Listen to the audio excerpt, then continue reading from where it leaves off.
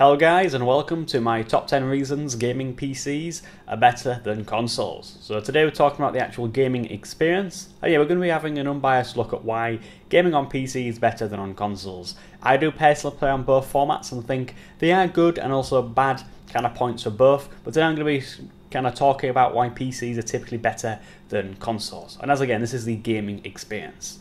At number 10, we have the fact that you can upgrade your storage on a PC. When you buy an Xbox, you'll typically get a 500 gig hard drive or 250 gig hard drive, and that to a lot of people isn't enough. With games these days going above and kind of beyond 50 gig, a 500 gig hard drive is not kind of enough these days. And on PC, you can get a 1TB hard drive for as cheap as £25. That is not the case for an Xbox 360, I can tell you that now.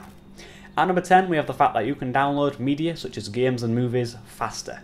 And from my experience with the Xbox 360's wired speeds even, the networking on a PC is always going to be better. It really is. A PC knows what it's doing, and with it having that dedicated networking chip, a PC can download games and movies a lot faster, and that is just a fact. It's a PC. It's more powerful. It knows what it's doing.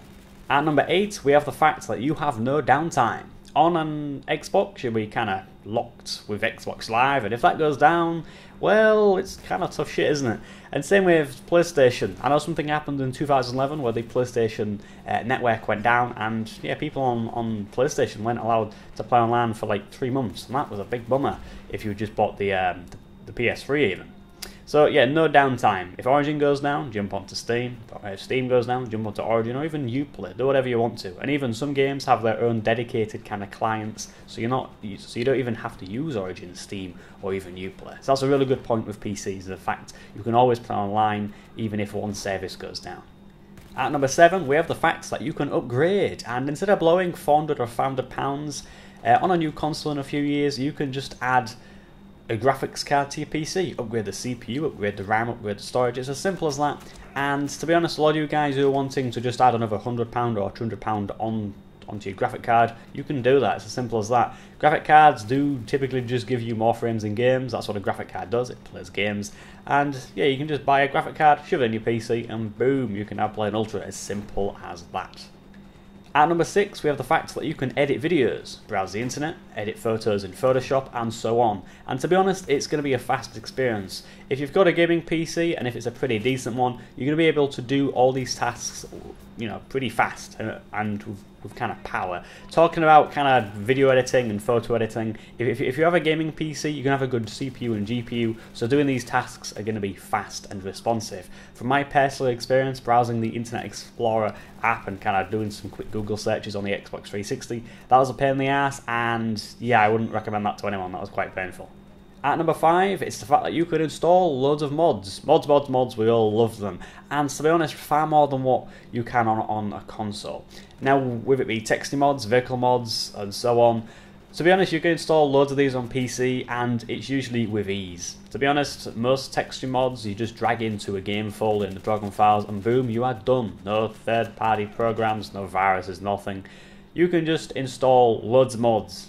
And talking about mods, it's usually user-created mods, and to be honest, mods is kind of allowed on PC. That's just the thing. A lot of people like modding, and it just adds more content to your game. It's free stuff to your game. And kind of talking about mods, texture mods are the main thing that I have. I have texture mods on both Fallout New Vegas and Skyrim, and to be honest, it's pretty good, and yeah, it's a way to improve the visuals on a game, even if it's a bit old, like Fallout New Vegas. And yeah, it's just something like you could never really do on a console. So there we are, that's number 5. Mods. At number 4, games are cheaper. This is a fact, since you don't need to pay a licensing fee, and to be honest, it's the main reason console games are always going to be more expensive. Because of that licensing fee, Sony and Microsoft want to just slap on the end just because they're greedy bastards. Now, with PC, you don't have to pay this, and it typically does knock off £10 or $15 for you guys in the States on a game, which is really, really good. So it knocks that off, and yeah, your games are cheaper. That's always good. And also, not to mention the tons of savings you get. When stuff like the Steam Summer Sale is active, you can get typically 75 to 90% off some of your favourite games on the Steam Summer Sale, and that's a really, really good way to getting a lot of games for your money, and that's always good, right?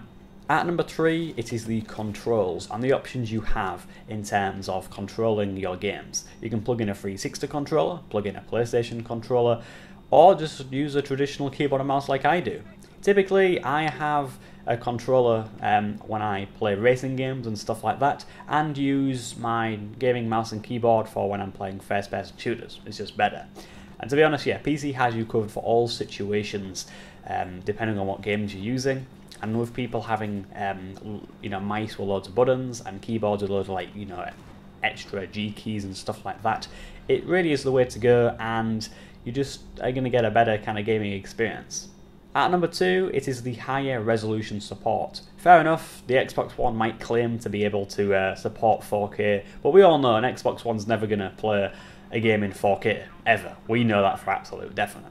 And to be honest, choosing a resolution is a really good thing, and with PC, you can go beyond 720p, beyond 1080p, beyond 1440p, you can go all the way up to 4K and even play your games at 4K. Fair enough, you do need a beefy system, but if you turn down some of the graphical settings, something again you can't do on a console, you can get these higher resolutions, which is really, really good, because the higher resolution is just the key to getting more detail. And with people always wanting to get better detailed games, increasing the resolution is just the way to go. It really is.